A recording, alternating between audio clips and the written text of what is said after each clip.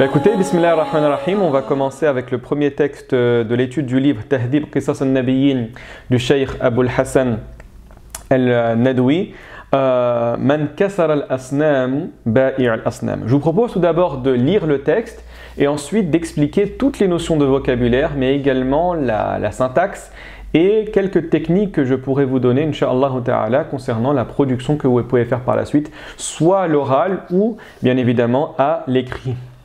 Bismillah. Man kasara al-asnam ba'i'u al-asnami قبل أيام كثيرة جدا كان في قرية رجل مشهور جدا وكان اسم هذا الرجل آزر وكان آزر يبيع الأصنام وكان في هذه القرية بيت كبير جدا وكان في هذا البيت أصنام كثيرة جدا وكان الناس يسجدون لهذه الأصنام وكان آزر يسجد لهذه الأصنام وكان آزر يعبد هذه الأصنام.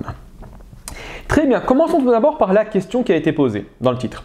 Man kasara al-asnam. Alors ici, trois choses à savoir. La première des choses, c'est l'utilisation du ism al-mawsoul man. Ici, man a deux significations. Quand on l'utilise dans une phrase, c'est pour dire qui a fait cela, qui a mangé ceci, etc. Mais on peut également l'utiliser dans ce qu'on appelle al-asma al-mawsoula, à savoir les pronoms relatifs. Quand vous voulez faire des phrases pour donner des vérités générales, on utilise man pour les êtres doués de raison. Quand c'est dénué de raison, on dit ma. Par exemple, j'aime ce que tu fais, uhibbu ma taf'al. Très bien. Ensuite, le verbe kasara. Kasara yaksiru qui signifie casser. D'accord, très simple.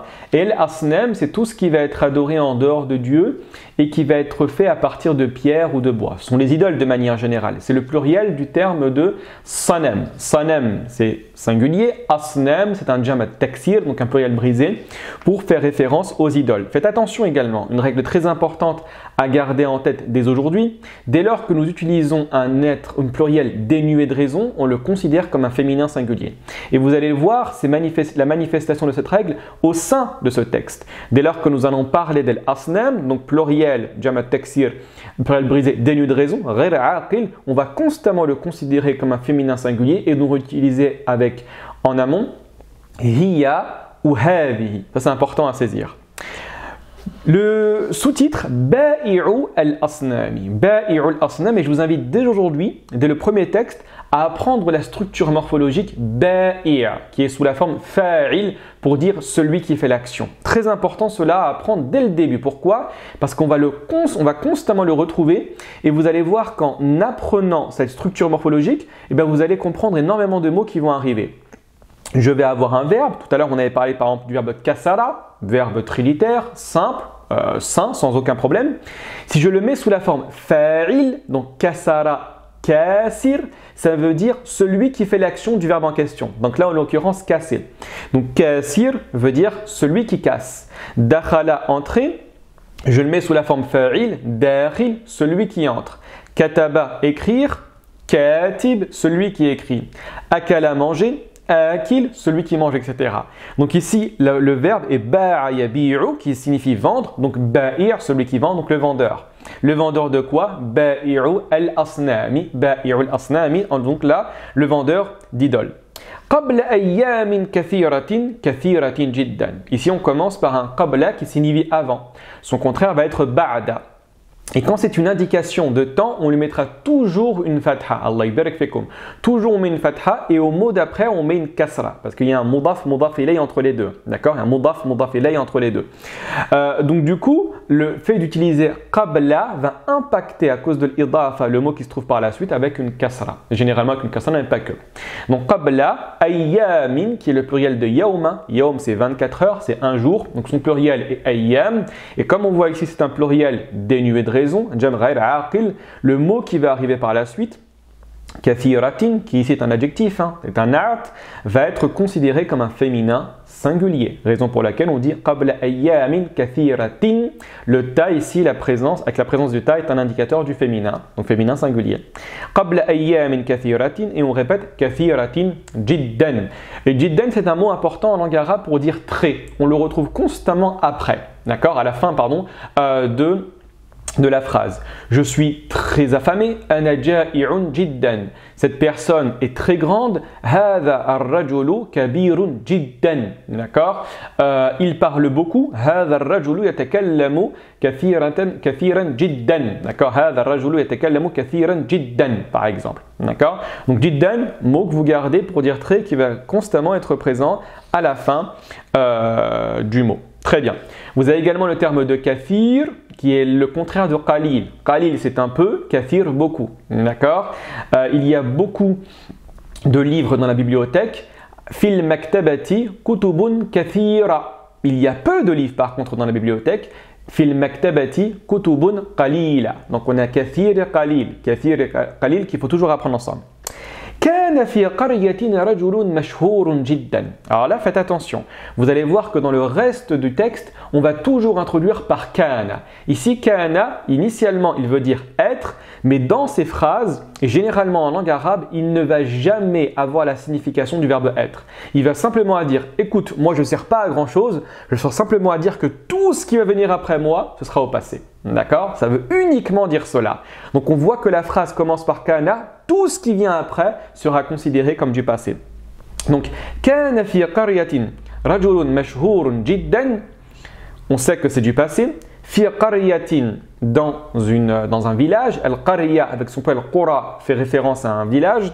Rajulun mashhurun. Rajulun, c'est un homme au sens genré, d'accord? Et son contraire, entre guillemets, sera imra'atun. On va dire Muhammadun rajulun wa Fatimatu imra'atun. D'accord? Rajulun, son pluriel est rijal.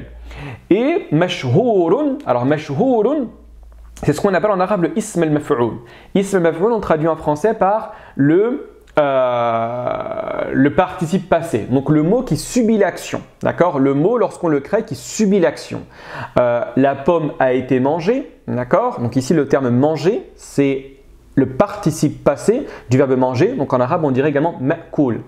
Donc là, la structure est sous la forme maf'oul, et c'est le contraire, entre guillemets, de fa'il qu'on a mentionné tout à l'heure.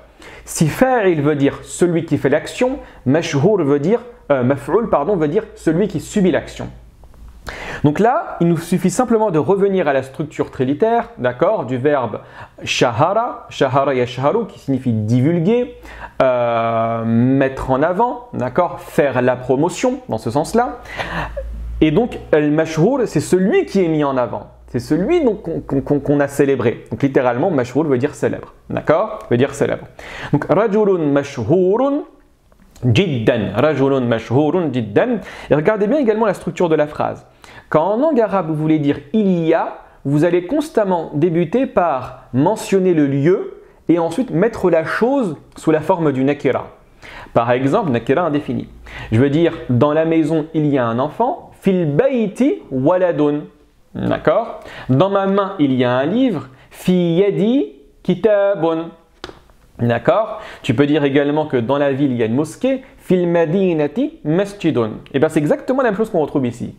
Kana. Donc, kana, il ne sert pas à grand chose, à l'exception de dire, écoute, tout ce qui vient après moi, c'est du passé. Fi qaryatin rajulun mashhurun. Fi qaryatin rajulun mashhurun. Donc on comprend tout d'abord l'indication, l'indicateur spatial. Fi qaryatin rajulun mashhurun jiddan. Et n'oubliez pas ce qu'on a dit sur jiddan.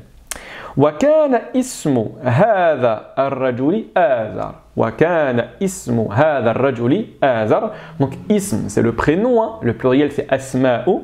Hadha ar-rajul. Hadha est un ism al-ishara, c'est un pronom relatif, démonstratif, pardon. Pour montrer quelque chose en langue arabe, on dit hadha pour un homme quand c'est quelque chose de proche et dhalika également pour le masculin quand c'est quelque chose de loin. Pour le féminin, on va retrouver hadhihi, d'accord, pour un élément proche, wa tilka pour quelque chose de loin, d'accord. Et gardez bien en tête également que hadhi et tilka vont être utilisés pour tout ce qui va arriver après qui sera dénué de raison plurielle. Mais il y aura des exemples par la suite qu'on expliquera Inch'Allah ta'ala. Donc, وَكَانَ إِسْمُ هَذَا الرَّجُلِ آزَرَ. D'accord? وَكَانَ إِسْمُ هَذَا الرَّجُلِ آزَرَ. Ici, Azar est le nom du père d'Ibrahim. وَكَانَ آزَرُ يَبِيعُ الْأَصْنَامَ. وَكَانَ آزَرُ يَبِيعُ الْأَصْنَامَ. Alors ici, petite problématique. Pourquoi? Parce qu'on va commencer la phrase par kana. Donc moi je dis initialement que kana, c'est pour renvoyer vers le passé. Ensuite, on voit celui entre guillemets qui fait l'action. Ici, c'est Azar. يَبِيعُ الْأَصْنَامَ. Et ici, on voit que le verbe qui est utilisé, c'est un verbe au présent. C'est ba'a yabi'u pour dire vendre. Donc la construction du verbe est au présent. Donc on est dans une gêne ici. On a du passé avec kana et ensuite on a du présent. Et ça, ce qu'il faut garder en tête, tout simplement, c'est que c'est une structure pour créer l'imparfait. L'imparfait, c'est quoi? C'est renvoyer une action dans le passé en gardant l'idée de récurrence, l'idée de répétition. Il y a une grande différence en langue arabe et en français également. Quand je dis que par exemple le professeur mangeait des pommes, ici c'est de l'imparfait, donc on sait que c'est passé, mais que c'est une action qui se répétait. Et le professeur mangea une pomme. Ici on comprend que c'est du passé simple et c'est peut-être qu'une fois que cette action a été réalisée. Donc dès lors que vous voulez dire l'imparfait en langue arabe, c'est kana avec le mudari', le présent. L'enfant jouait dans la cour. كان الولد يلعب في الساحة. On va dire également par exemple que le professeur lisait le Coran après la prière. كان الأستاذ يقرأ القرآن في بعد الصلاة par exemple. On va dire également que l'étudiant écrivait avec la main droite. كان, toujours كان, الطالب يكتب بيده اليمنى par exemple. D'accord? Donc كان avec le mudari, on renvoie constamment à l'imparfait. Donc وكان آزر يبيع الأصنام. يبيع الأصنام. Et regardez bien sur le terme de l'asnam, on a une fatha. Pourquoi on a une fatha? Parce que dans cette phrase, l'asnam est le maf'ul bihi. Qu'est-ce que le maf'ul bihi? C'est le mot qui au sein de la phrase subit l'action. Donc on voit ici que Azar, vendait ces idoles-là. Ces idoles ne faisaient pas l'action de vendre, mais elles subissaient l'action d'être vendues. Donc raison pour laquelle on met une fatha. D'accord? وَكَانَ آزَرُ يَبِيعُ الْأَصْنَامَ. On continue. وَكَانَ فِي هَذِهِ الْقَرْيَةِ بَيْتٌ كَبِيرٌ جِدًّا. D'accord? Donc وَكَانَ فِي هَذِهِ الْقَرْيَةِ, c'est toujours la même chose. Hein? Tout à l'heure, on a vu هَذَا pour dire ce, cette au masculin. Maintenant, on a هذه pour dire cette au féminin. Et pourquoi on met au féminin? Parce que qarya est féminin. Comment je sais que qarya est au féminin? Présence du tamarbota, tout simplement. وَكَانَ فِي هَذِهِ الْقَرْيَةِ بَيْتٌ كَبِيرٌ جِدًّا. Alors, baytun signifie une maison. On peut dire baytun, on peut dire darun, on peut dire mesken, on peut dire menzil. Il y a beaucoup de mots en langue arabe pour dire la maison. Et faites attention, en langue arabe, le mot bayt est masculin. D'accord? Le mot bayt est masculin, contrairement à dar qui est féminin. On dit هذا بيت جميل وهذه دار كبيرة.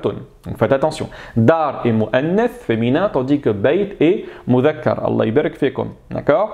Et également, ça arrive souvent qu'on se pose la question, mais comment je sais que le ta à la fin est maftouha, n'est pas un tamarbota? Ici, je vous donne une règle très rapidement. Tout mot en langue arabe qui est constitué de 3 lettres, d'accord, et qui se finit par un ta, et dont la lettre du milieu porte une soukoun, aura un ta maftouha. Je répète la règle, tout mot en langue arabe constitué de 3 lettres, qui se finit par un ta, et dont la lettre du milieu est sakina, c'est-à-dire porte une soukoun, et bien le ta sera maftouha. Comme le terme de hout, le terme de bayt, le terme de zayt, le terme de tout, etc.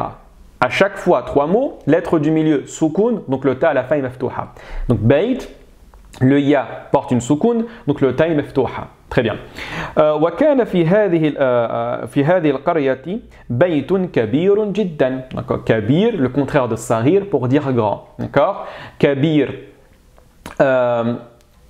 au féminin, ce sera kabiratun. Son contraire, sarir, et au féminin, sahiratun, c'est vraiment des mots clés à apprendre, hein, des adjectifs extrêmement faciles à apprendre et à intérioriser dès maintenant, parce qu'on va constamment les rencontrer. Initialement, tout à l'heure, on a vu qalil et kathir, et là, il faut apprendre kabir et sahir. Au niveau de l'orthographe, Allah ibarak fikum, quand ce sont des adjectifs, en général, ils auront toujours la structure fa'il. D'accord? Fa'il, regardez bien. Kabir, grand. Sarir, petit. Qalil, peu. Kathir, beaucoup. J'en donne des autres. Jamil, beau. Qabih, moche. Nabil, noble. Sharif, noble, etc. Généreux, Karim, etc. Donc faites attention à ne pas vous tromper sur l'écriture de ce mot. Quand vous partez du principe que c'est un attribut, un adjectif qui s'inscrit dans une personne et qui n'a pas d'évolution, d'accord, en général, qui marque l'idée de stabilité, eh bien, ce sera toujours sur la forme fa'il. On n'est pas grand le lundi, on devient petit le mardi. On est grand constamment, on est petit constamment, on est joli constamment, on est moche constamment. Également, l'idée de dire noble, d'accord? On est noble constamment, on est généreux constamment, etc. Donc quand il y a l'idée littéralement de stabilité, la structure c'est fa'il, que vous verrez beaucoup plus tard, Inch'Allah ta'ala. Très bien, on continue. Wa kana fi hadha al-bayti asnamun. La structure que je vous ai dit tout à l'heure. Quand tu veux dire en langue arabe il y a, tu commences par mentionner l'endroit et ensuite tu mentionnes l'élément qui s'y trouve. Donc wa kana fi hadha al-bayti asnamun. Fasila, virgule, asnamun kathiratun jiddan. Et là, on voit l'application de la règle dont je vous avais parlé initialement. Asnamun, jama taksir, pluriel brisé. Ghayr aqil, dénué de raison, donc on le considère comme un féminin singulier. Donc asnamun kathiratun jiddan. Wa kana azaru, wa kana an-nasu yasjuduna لهذه الأصنام. D'accord? Wa kana an-nasu yasjuduna لهذه الأصنام. Donc on voit kana. Et ensuite, on voit le verbe sajada yasjudu qui signifie se prosterner. Alors ici, deux choses sur le verbe sajada yasjudu. La première des choses, c'est qu'il s'utilise toujours avec la harf jar, la particule li. D'accord? Le musulman se prosterne pour Dieu. Yasjudul muslimu lillahi. D'accord? Le polythéiste s'est prosterné pour l'idole. Sajada al-mushriku li as-sanami. Donc faites attention à ne pas vous tromper sur cela. Et également, regardez bien ici. Le terme de nas est un mot qui renvoie constamment au pluriel.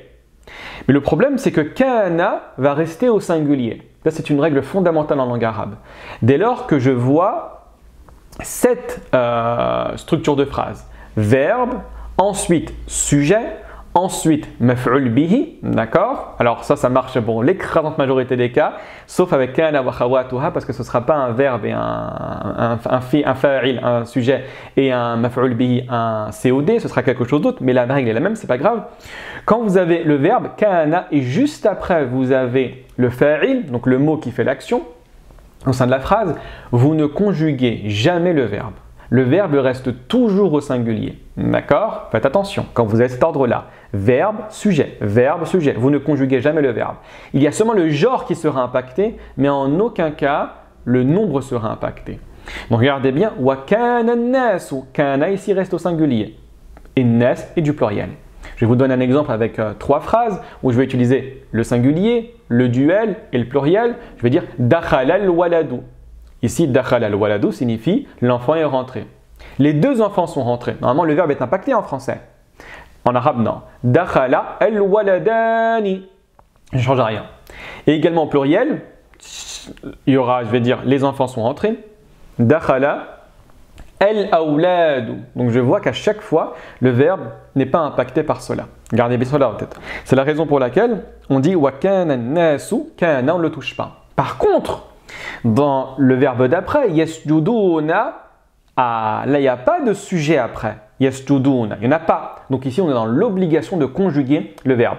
Donc yasjuduna, c'est conjugué avec hum pour dire elle et il avec un S.